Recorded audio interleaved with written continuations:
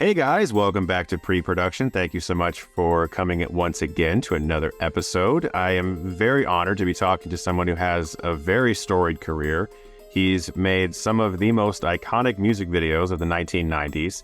Charlie's Angels 1 and 2. My favorite film of his, We Are Marshall, which is super underappreciated. Terminator Salvation, This Means War, 3 Days to Kill, The Babysitter 1 and 2, and he has an upcoming film on Netflix called Uglies, which is debuting very soon. I am super honored to be talking to you. Thank you so much, Mick G, for coming to the show. I'm delighted to be here. Thank you for having me.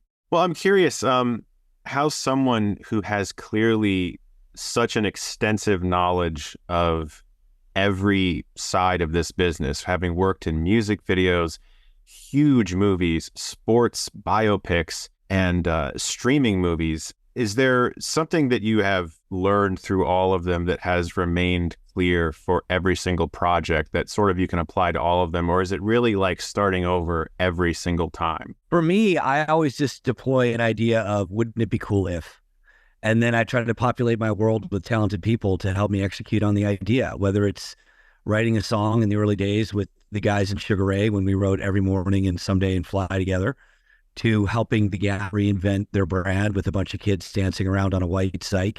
When I was doing those commercials, Hype Williams did a few, Spike Jonze did a few, to talking to Drew Barrymore about wouldn't it be cool if we made a female action hero movie where the girls were effectively superheroes, and we got the Wirework team from The Matrix, and we did something that no one had ever seen before that was part musical, part Busby Berkeley, and part John Woo.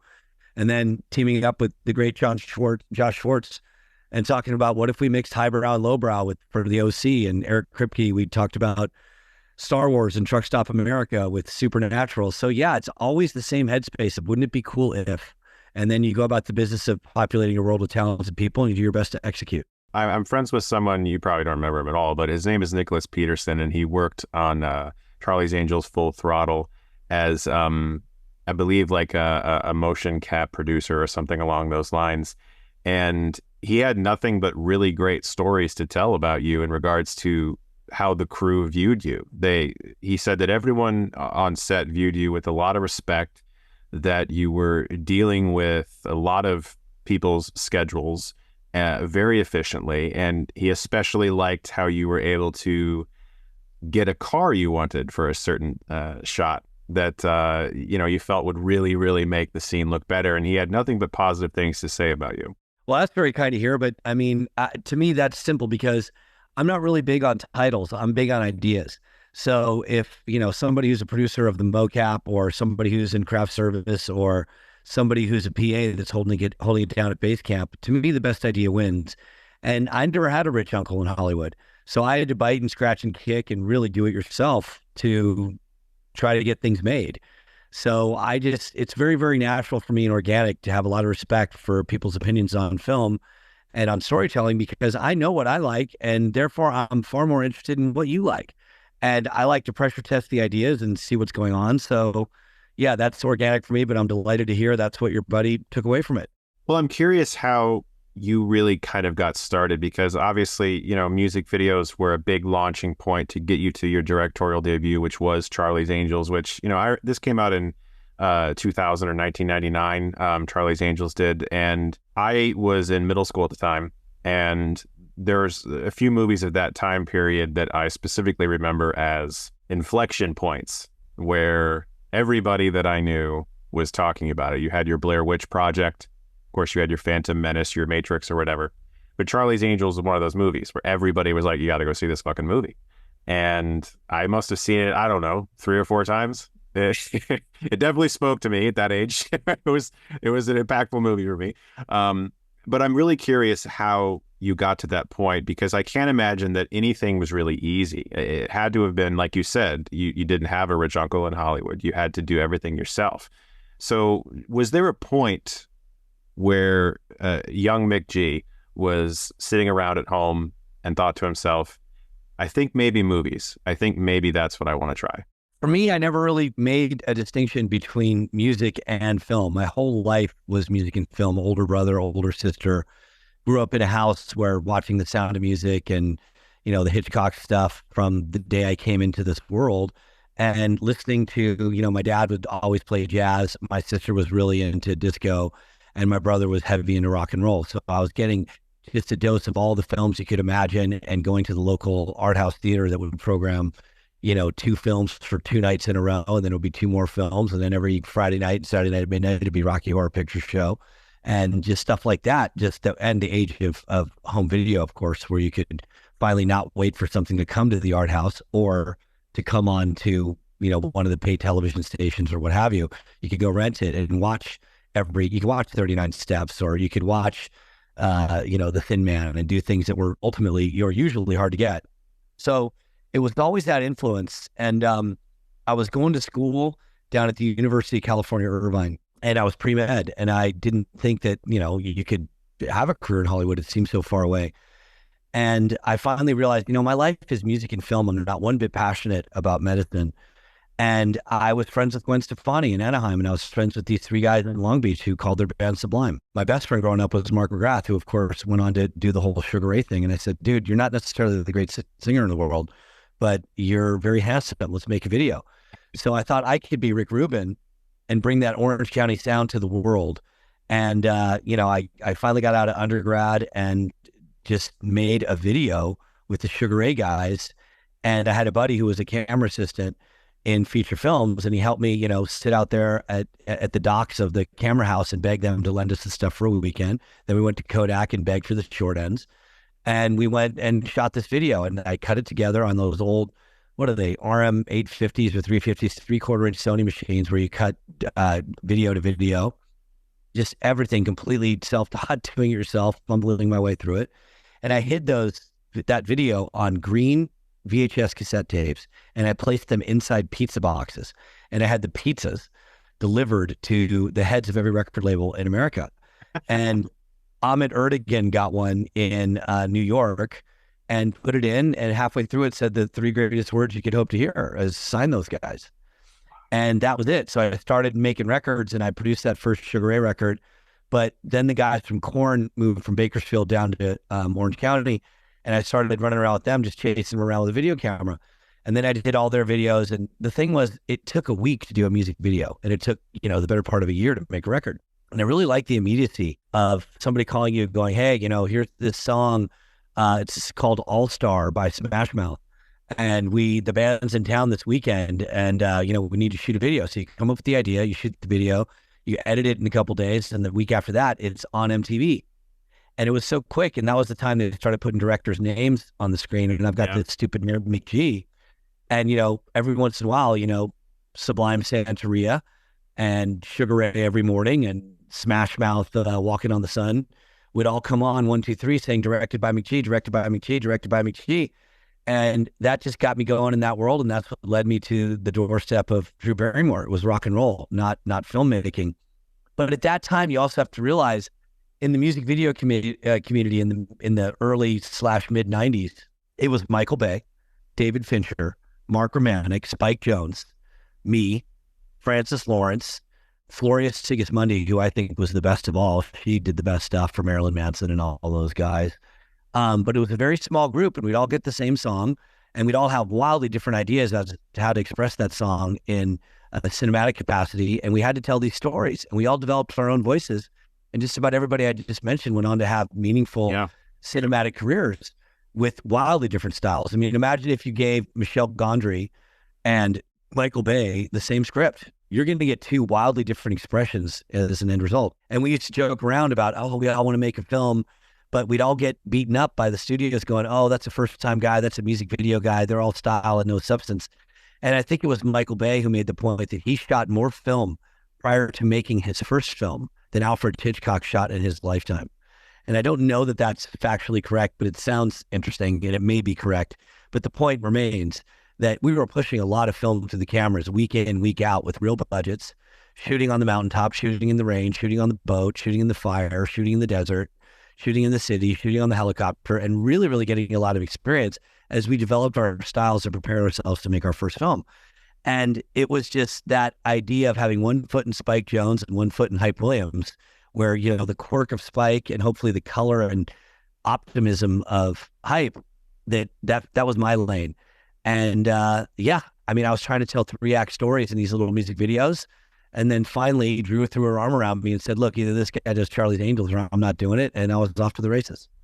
That's incredible, man. And honestly, like it's so it just makes sense. I mean, you hear about people who come from like either nowadays it's kind of like people get discovered on YouTube or TikTok and stuff like that. But I remember very vividly like Mark Romanek's Scream video for Michael Jackson and Janet Jackson. Sure. Of course, Fincher did the one song for MJ as well. That was like the TRL period where like every music video was you had to watch the premieres of all these giant videos. It felt like the kids at my school, you know, you weren't cool unless you were like up to date on what all the latest music videos were going to be. And since it was being ranked by Carson Daly, you know, there was this level of excitement that came along with it too. And yeah, every single video you mentioned, I mean, even ones like Bare Naked Ladies 1 week, these are like some of the most iconic videos of the 90s that clearly it wasn't just about the fact that you had gotten in with some artists who were making very popular music. You, as you said, were gaining experience, hands-on experience, dealing with problem solving and troubleshooting that I can only imagine while you were shooting Charlie's Angels was a massive help. Yeah, you can't believe how much so. It's so funny because I mean, I have a substantial anxiety problem. It resulted in my being agoraphobic from probably age 15 to about age, I don't know, 32 or 33. Got me fired off Superman. I made those first 2 Charlie's Angels movies without ever leaving Los Angeles. I never had to get on a plane, which is shocking when you reflect on it. But I'll get into that later, I suppose. But it it's funny because I had absolutely zero anxiety on day 1 of Charlie's Angels. And it's a big movie. And people were like, wow, you know, is that weird? And I'm like, absolutely not. I knew exactly what I wanted to do. I had so much experience of dealing with a boot on my neck as far as difficulty in getting my day done that I felt really, really ready. And I knew exactly what I wanted to do with that movie. So it's just funny that, you know, in some areas of my life, I had tremendous anxiety that really were impairing who I was as a human being. But in other areas, I was absolutely without any concern whatsoever and just filled with clarity of thought and just confidence that I could get it done. So I just remember the very first day of Charlie's Angels, and it's just this giant movie, and I'm doing it with Russell Carpenter, who was just coming off winning the Academy Award for Titanic. And it's all this stuff. And I felt as clear as a bell. I didn't have 1 ounce of nervousness, not 1 ounce of trepidation. I was just completely ready to go for it. It's curious because I've spoken with David F. Sandberg, really good director, and he also has talked to me a little bit about some of his anxieties with feeling a little introverted and having a hard time sort of speaking up or dealing with everyone looking at you saying, what now? And, you know, you've got to step up because if you don't know, I mean, okay, maybe you don't know. Maybe you can say that. Maybe you can actually say, you know what, I don't know, and you can talk it over. But in general, you got to fucking know what you want. And he's, like you, also made massive, huge movies. It's really actually great to hear you and him both sort of, you know, talk about that fact openly and still see that the careers have flourished and that you're still working and that it hasn't been like a real hindrance in the long run. It's kind of not, because I also have serious social anxiety. I have a hard time feeling like people are all watching me or looking to me for something, and it can feel a little crippling sometimes. You know, when I was 15 years old, I just started having random anxiety attacks that really had no impetus. And, you know, you feel like you're going to die and you feel like you can't breathe and you're going to go insane and act irrationally. And it's just, you're overwhelmed with dread. It feels terrible, you know, when you're like, I don't want my heart to be racing, but it's racing out of my chest. I don't want to be hyperventilating and gulping for breath, but I can't stop it. I don't want to feel the way I'm feeling, but I feel that way anyway. And again, there was no like, oh, it happened whenever, you know, I was locked in a closet. No, there was no inciting incident whatsoever, which made it far worse. And then when you have an anxiety episode like that on a freeway, you stop getting on freeways. And you have one on an airplane, you stop getting on airplanes. You have one in an elevator, you stop getting in an elevator. You have one at the mall, you stop going to the mall. So your world gets really small. And some people can't leave their rooms. And I mean, my sort of noose got to about 5 miles. I mean, I couldn't really go but probably 5 miles from my house. I was in Newport Beach. I was supposed to go to USC. I couldn't go to USC. Just 45 minutes up the 405. I couldn't do it. That's why I ended up going to UCI, because it was just a couple miles away from where I lived. And I hid that for 15 years. And I remember the Sugar Ray guys getting a deal, and here come the first class tickets to go to New York to sign with Atlantic Records. And the night before, all the guys are sleeping in my tiny little apartment, and we're going to take my Volkswagen Rabbit to LAX the next morning. And I woke up at 3 o'clock in the morning and crawled out the window of my own apartment and left the keys to my Rabbit so they could take it. And I said, I'm a little sick. You guys go. And they were cool about it because they knew I had a problem and they didn't really rub it in. But that was horrible, and I didn't get to experience that moment. But, the beat went on, and I made the record, so I kept doing my thing. And then same thing with, on Charlie's Angels, I remember getting a handwritten letter from the Prince of Wales at the time about how William and Harry wanted to watch the movie with, Cameron, Drew, and Lucy and me at Buckingham Palace. I still have the invitation. That's crazy. And that's insane. Yeah, the morning of it, hey, we're going to England. And of course, I call, I have mono, I can't go. And Drew was cool about it because she kind of knew too. And, that was that. But then it all came tumbling down when I agreed to do Superman, and Warner Brothers had good luck with The Matrix down there in Australia. And they'd always said, we're doing it in Australia. And I knew I had this problem, but I just somehow hoped that I would get over it in time, but of course I didn't. And the day came when the Warner G550 sitting there at Burbank Airport, the stairs are down, the captain's standing at attention. There's one name on the flight manifest, McG. And I get there and I can't get on the plane. And that night I got fired. And the next day, I got a letter from Warner Brothers Legal saying we reserve the right to sue you for the damages you caused to the film. And the day after that, I'm on the cover of the New York Times. Director of Superman fired for being afraid to fly. And of course, they love their irony, and there you have it. And it was the lowest point of my life. And I sort of crawled into UCLA and met with two women. One was a psychiatrist, one's a behavioral therapist. And they helped me put one foot in front of the other. And I rented a plane, a G4, from a rich guy in Santa Barbara who rented it to me for a month. And I just started sleeping and essentially living in the fuselage of the plane and just acclimating and desensitizing to being inside that tube. And then I felt good enough for the pilot to taxi around, the runways of Burbank. And then one day I gave the pilot a look, and he looked back, and I nodded, and we took off, and we flew from Burbank to Camarillo, about 6 miles, in a plane built to go 600 miles an hour. But it gave me the confidence to keep going forward. And, I kept going further and further. And then one day I left LAX heading east, and I returned from the West, and I went around the world, and I thought I'd be ready to try again. And that's what led me back to Warner's to ask them if I could do We Are Marshall, which of course is about a plane crash. That's a crazy story, man. And also thank you for sharing that. I think that that's really special. And I actually do think that that can really help people, because I too have had to sort of like comprehend. I have young kids. I have 3-year-old twin boys. And right now my movie's bouncing back and forth to various festivals. And I've never even been out of the country. I've never been out of North America. I've been to Canada, but I've never been out of North America. And we all got COVID, and we had to miss Fright Fest, which is in London. But I was about to go on the longest flight of my life, which is like a 10, 11-hour flight. And I was dreading every minute of it, because I don't even like flying to LA. I'm on the East Coast, so I don't even like flying to LA sometimes. The enormity of that and leaving my kids behind and everything. I get it. I really do get it. I mean, it's kind of like, I don't know, let's say you weighed 700 pounds and you did what you had to do to get down to a more healthy weight for your heart and your blood pressure and everything else. You're like, great, I'm doing great and I'm at a good weight. But if I don't do what I need to do, I know that I'll go back to being overweight and being unhealthy. And now I try to never go 2 weeks without getting on a plane so I can stay sharp. But I mean, it's going well. And I'm very, very thankful for that. You mentioned We Are Marshall. I just want to, again, kind of throw you a compliment. I really love that movie. I think that's such a fucking good movie, man. I've watched it many, many times. I saw it for the first time, on DVD back in the day. Yeah, I love that one. I mean, I like to regard that as the beginning of the McConaissance. And, he just kind of kept going with it, and look at him now. Yeah. And, I'm very proud of that movie. It was a big dramatic departure for me. And I'm delighted to hear that you liked it. Yeah, man, I love it.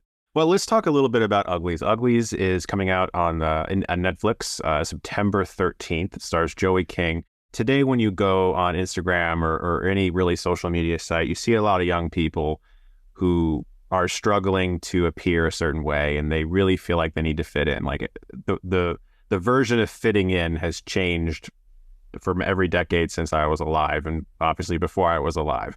And nowadays, it feels like you got to look a certain way. Even people who are like without a doubt, stunning looking individuals feel the need to put on extensive filters to make themselves look a certain way. And I am curious if there's anything in that world that has inspired this film in any regard. I couldn't possibly say it as well as you just did. That's precisely why I was attracted to it. It's just that I think people are trying to achieve an unachievable beauty ideal. And it's really, really damaging. And I don't want to be preachy and finger wagging, but I think the jury's in that social media is resulting in a great deal of anxiety, a great deal of depression, a great deal of self-harm, a great deal of self-loathing. And, I love social media like the next person does, and I love screens, but nothing amazing is going to happen to you online. If you want to have an amazing experience, you have to go out there and mix it up in the real world with real people and do your thing. So that was just sort of the energy button that got me going on this idea, and that beauty is interior. And the greater irony being, when you really connect with somebody, then they become attractive. It's the damnedest thing. They might be tall, they might be short, they might be fat, they might be thin, they might have a big nose, they might have crooked teeth. When you're connected to that person, that is the essence of attraction. Then all of a sudden their nose is distinctive and their body shape is just what you wanted. And I love that. And I just think that people should stay in touch with that, because it results in a better feeling and a higher level of connectivity between human beings. And to me, that was just the reason why I got involved in this movie. It's to say, work on your interior beauty. It's what matters most. And I never want to be preachy. And, I can appreciate a good looking guy or a good looking girl like the next person, no problem. But I just think when it becomes disproportionately focused upon, it's detrimental to human success. No, I couldn't agree more. And I think the message is very clear in the movie. And working on a film for Netflix of this size, and you've also done a film like The Babysitter, which is also through Netflix. Shooting days wise, how long did you have to shoot Uglies? How many days did you have? I mean, Uglies was a pretty big movie because there's a lot of world creation and there's a lot of handoff between practical effects and visual effects. So Uglies is probably like a 70-day movie. And Babysitter, that first Babysitter movie, which was like a very, very bizarre, my homage to Quentin Tarantino, who had a big hand in getting me going. I mean, he helped me get Charlie's Angels way back when, because I was making music videos for him and his partner at the time, Lawrence Bender. But the Babysitter was probably 25 days. Charlie's Angels 1 was probably 100. The second one was probably 120. Terminator was probably, I don't know, 110. Big, long 6-month shooting periods for those movies. So yeah, all over the place. And did you ever feel like you have enough days? Never. Are you kidding? Yeah. I'm going through that right now. I mean, today, and we have this kid, Jude Hill, is the star of the movie I'm doing right now called Way of the Warrior Kid with Chris Pratt. Yeah, the kid hours are tough, and you got to balance it and send the kids. They have to go to school in the middle of the day, and they can only be on set or not on set, but at the property, wherever you are, for 9 hours. And in that, you got to have lunch. You got to have, I don't know, 3-4 hours of schooling. It's very, very difficult to manage and get that done and manage the turnarounds with the crew and what have you. So absolutely not. You never feel like you have enough days. You know what I'm talking about. Shelby Oaks.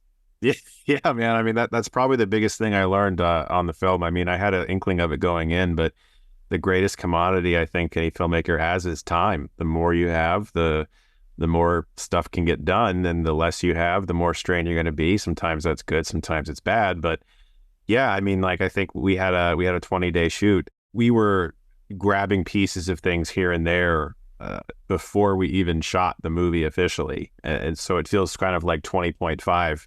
I can't even imagine a 120-day shoot. That's absurd. I mean, maybe one day I'll experience that. It is crazy. I mean, but it's how you build very, very deep and meaningful relationships.